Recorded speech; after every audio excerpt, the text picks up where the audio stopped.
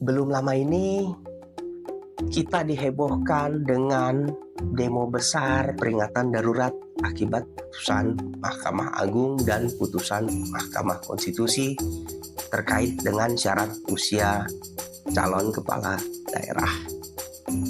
Kita juga dihebohkan dengan putusan Mahkamah Konstitusi nomor 90 yang menetapkan syarat usia calon presiden dan wakil presiden. Syarat usia menjadi perdebatan panjang mengenai berapa angka yang tepat dan siapa yang mempunyai kewenangan untuk menetapkan hal tersebut. Usia adalah angka, usia adalah satu bilangan yang familiar di dalam ilmu matematika. Di dalam ilmu hukum, angka-angka tersebut memiliki relasi dengan kenyataan-kenyataan. Melihat adanya permasalahan tersebut, apakah sebenarnya ada matematika di putusan-putusan tersebut? Jika ada, lalu apakah berarti ada matematika di dalam ilmu hukum?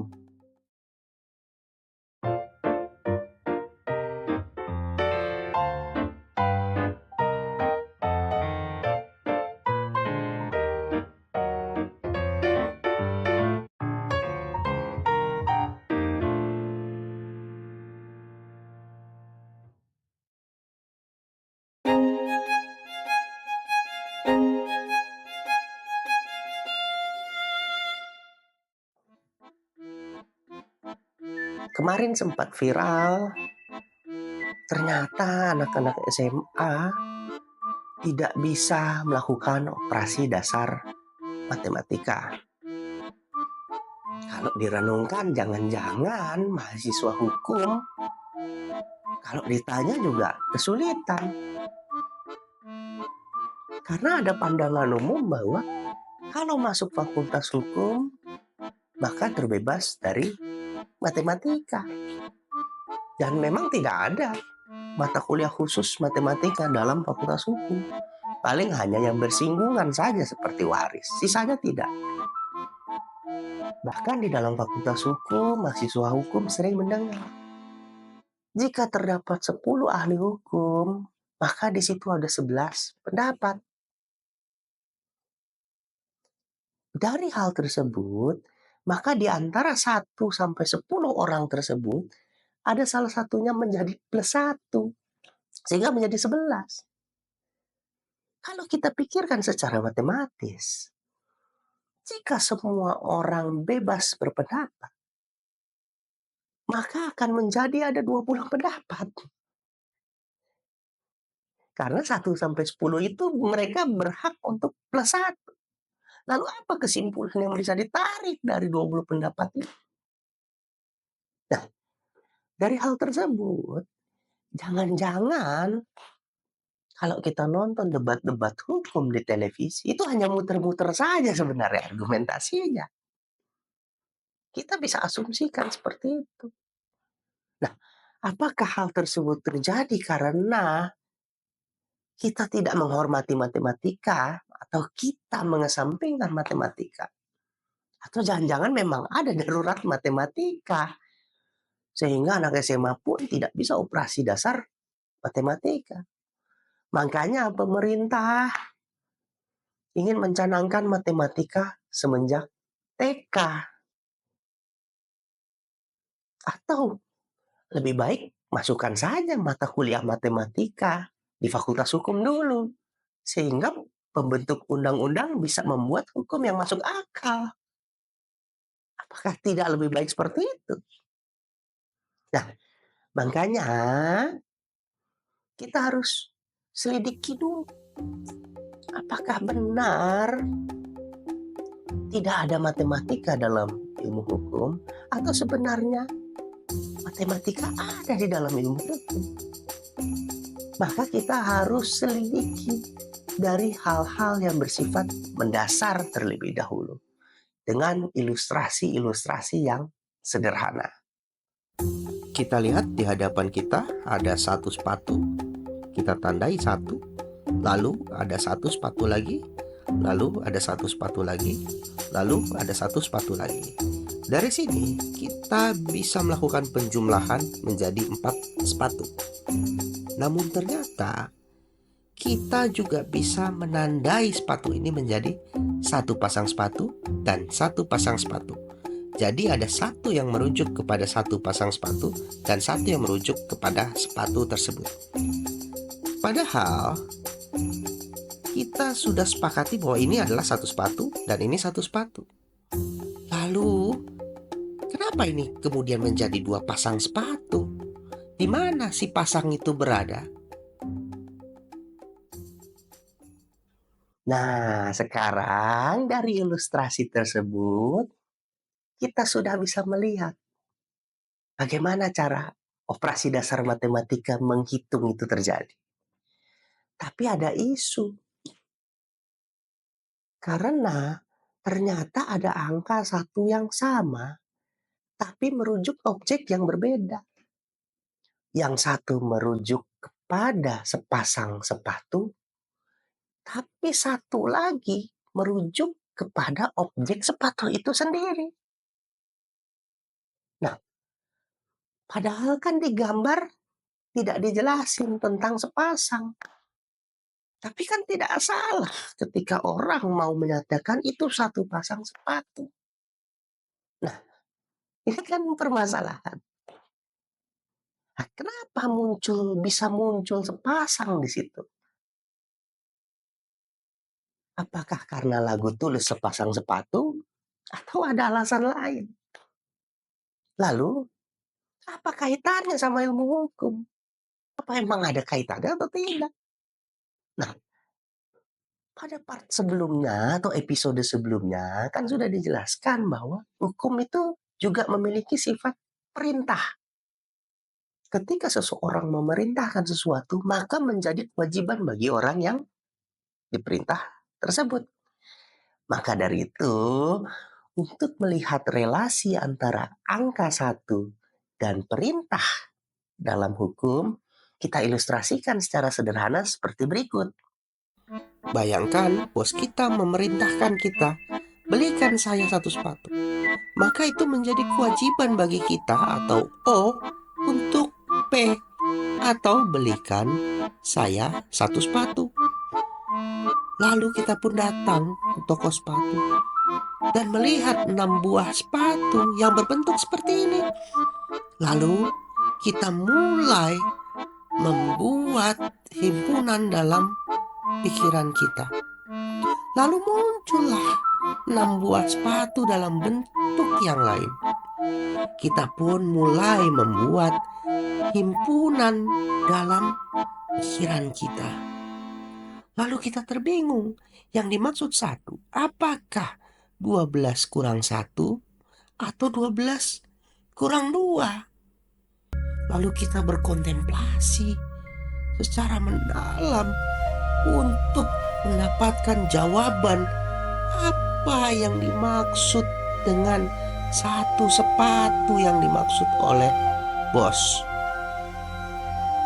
Hingga kemudian kita terus berkontemplasi secara mendalam. Akhirnya kita mendapatkan titik terang. Semakin terang jawaban itu, dan ternyata jawabannya adalah ada di kaki kita. Kaki kita sepasang kanan kiri dan memiliki bentuk yang serupa dengan sepatu tersebut. Akhirnya jawaban semakin terang. Semakin terang, kita temukan konsep tentang sepasang sepatu. Sekarang kita sudah tahu dari mana asal-usul satu pasang sepatu. Dan ternyata ada hubungannya dengan perintah. Dengan kita memahami matematika, kita bisa tahu makna dari perintah tersebut. Sehingga kita bisa tahu bahwa satu sepatu yang dimaksud mempunyai makna yang sama dengan satu pasang sepatu. Mungkin kita berpikir, ya nggak mungkin lah kalau kita beli sepatu di toko pasti dikasihnya satu pasang sepatu. Tidak mungkin sebenarnya. Tapi tunggu dulu, kalau kondisinya seperti ini bagaimana? Nah, ini kan kita sering ketemukan dalam kehidupan sehari-hari.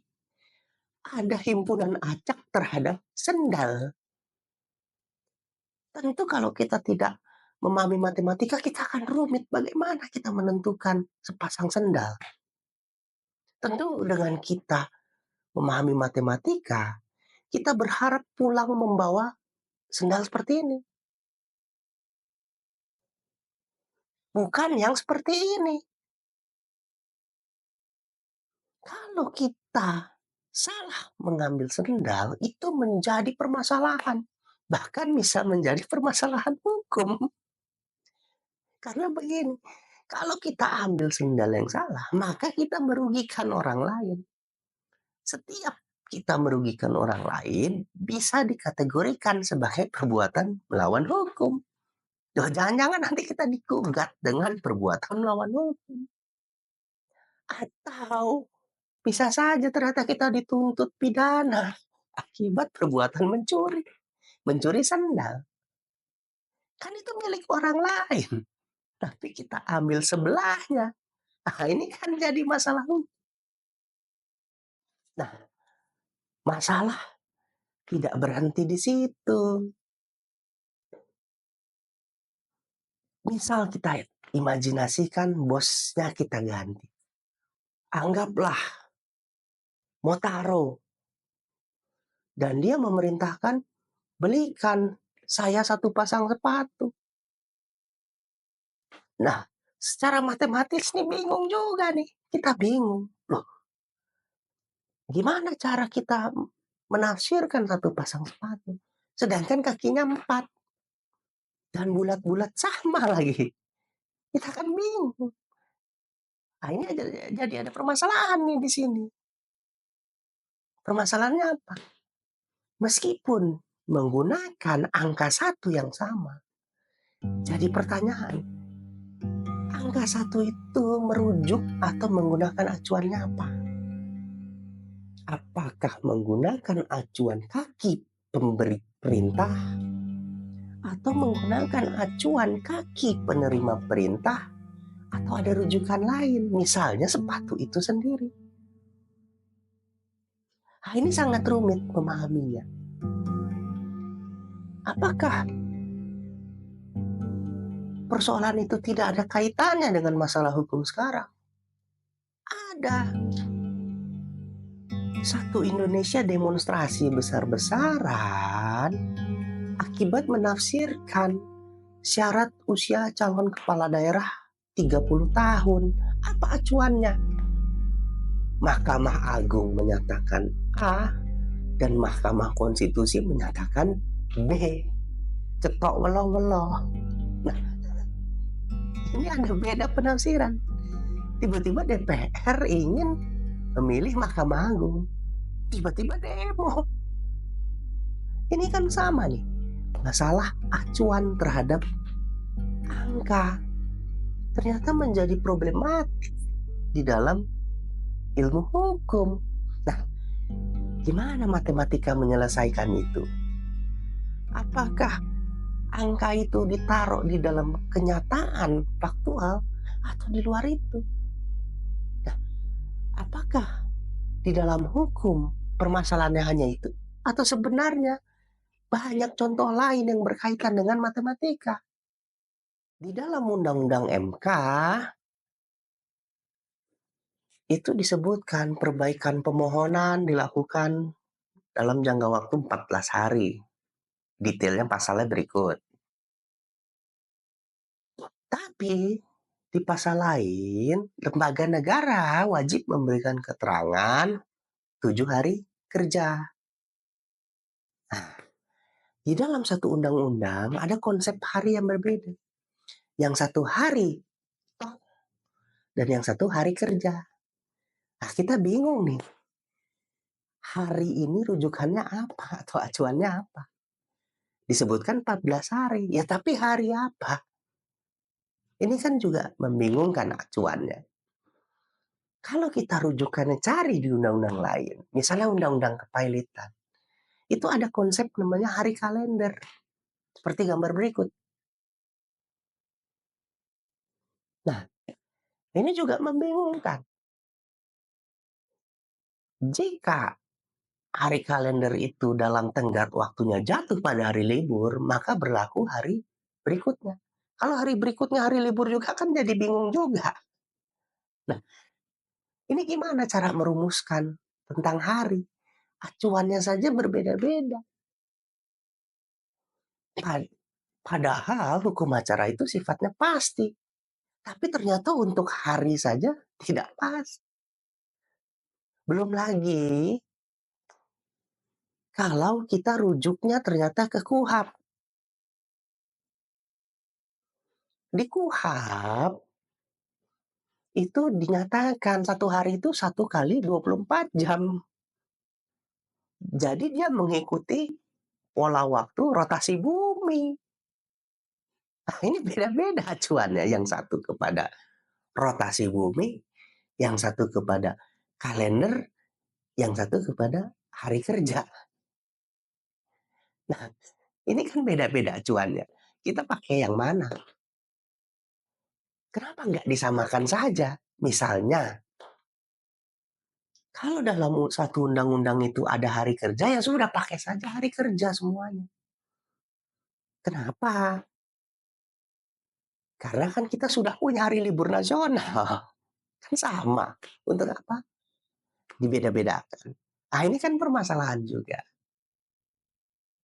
Jadi pertanyaan, pembentuk undang-undang sebenarnya kalau menetapkan angka dan acuan, itu rumusannya apa? Atau jangan-jangan hanya kira-kira aja. Kalau contoh lain, syarat usia hakim konstitusi juga berubah-berubah. Pertama usianya minimal 40, lalu diganti 47, dan terakhir kok nggak salah 55. Dan katanya mau dirubah lagi jadi 60. Nah, ini rumusannya apa sih? Apakah benar-benar hanya kira-kira aja lah ilmu nujum saja? Atau sebenarnya matematika punya andil di sini? Nah, yang jadi pertanyaan, apakah matematika hanya menjumlahkan angka-angka saja atau tidak sih? Sebenarnya nggak hanya itu. Bahkan fondasi matematika itu bukan angka-angka doang. Fondasi matematika itu teori himpunan dan logika. Teori himpunan, kita menyusun objek-objek semesta, objek-objek yang bersifat definitif. Objek-objek diskrit kita konsepkan dalam pikiran kita, kita susun dalam sebuah himpunan. Dari teori himpunan, kita bisa memiliki identitas terhadap objek tersebut. Dalam logika kan ada prinsipnya, prinsip identitas. Tanpa prinsip identitas, kita tidak akan bisa melakukan penalaran. Nah, fungsi logika apa?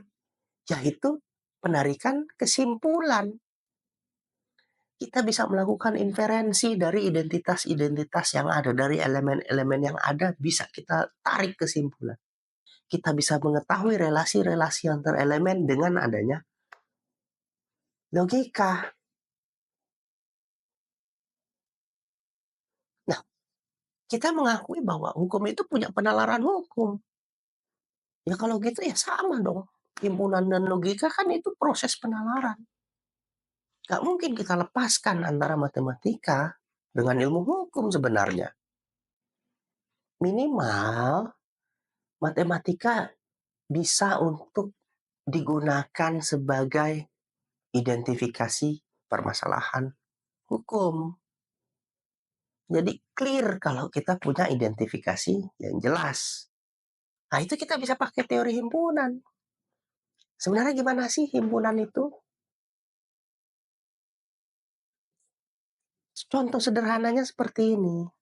Misalnya kita pikirkan dalam pikiran kita ada sebuah himpunan buah, anggaplah pisang.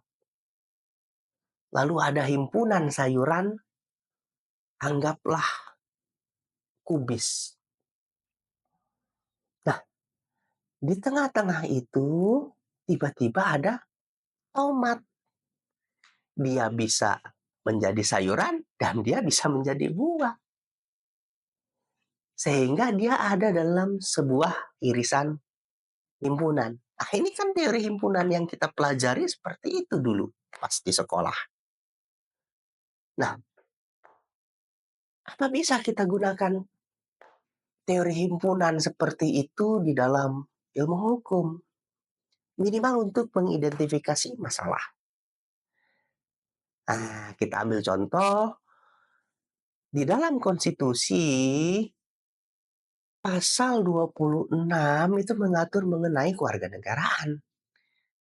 Disebutkan yang menjadi warga negara Indonesia adalah orang bangsa Indonesia asli dan orang bangsa lain yang disahkan melalui undang-undang.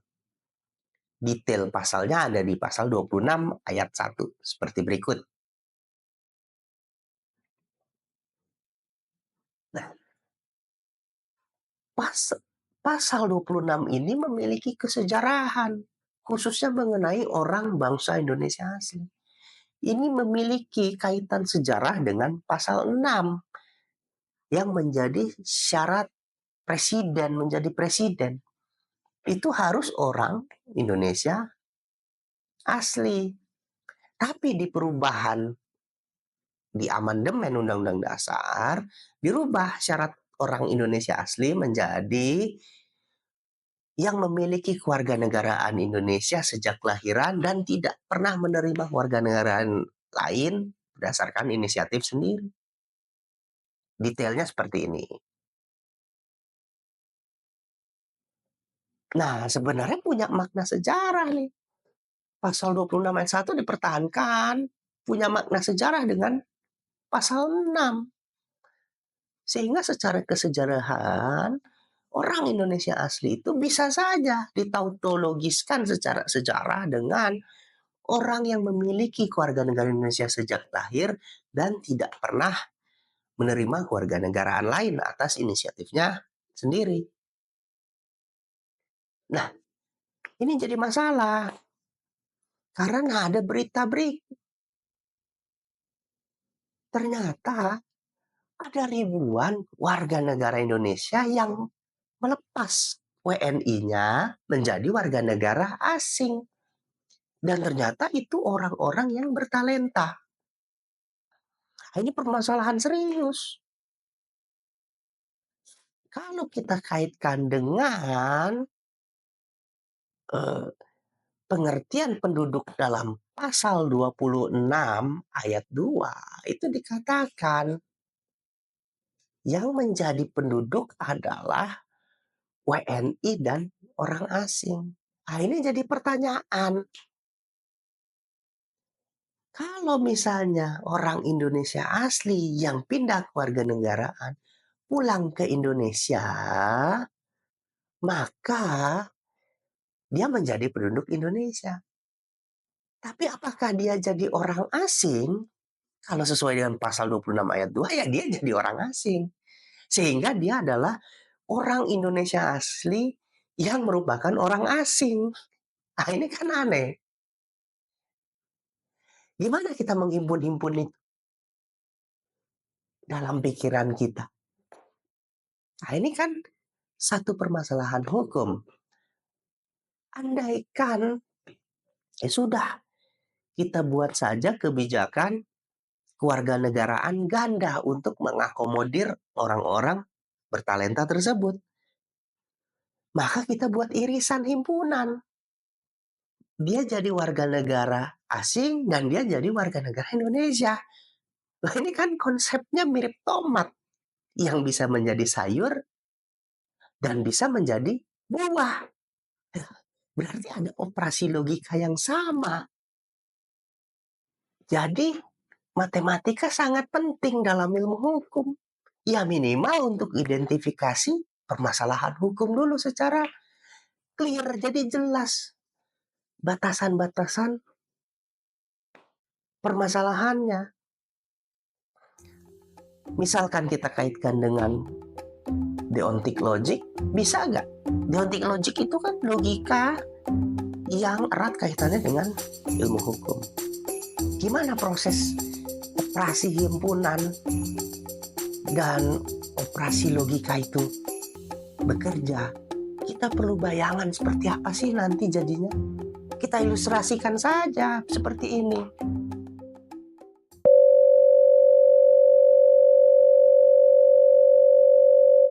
Asumsikan ada norma kewajiban OP sebagai norma 1. Maka dia berimplikasi kepada kebolehan untuk P. Kita himpun saja norma ini sebagai kodifikasi. Ternyata lahir norma yang bersifat larangan. Ini kan kontradiksi dan beririsan. Maka berimplikasi kepada bukan kewajiban yang bersifat kontradiksi. Nah, solusinya adalah dengan kita melahirkan konsep diadik deontic logic.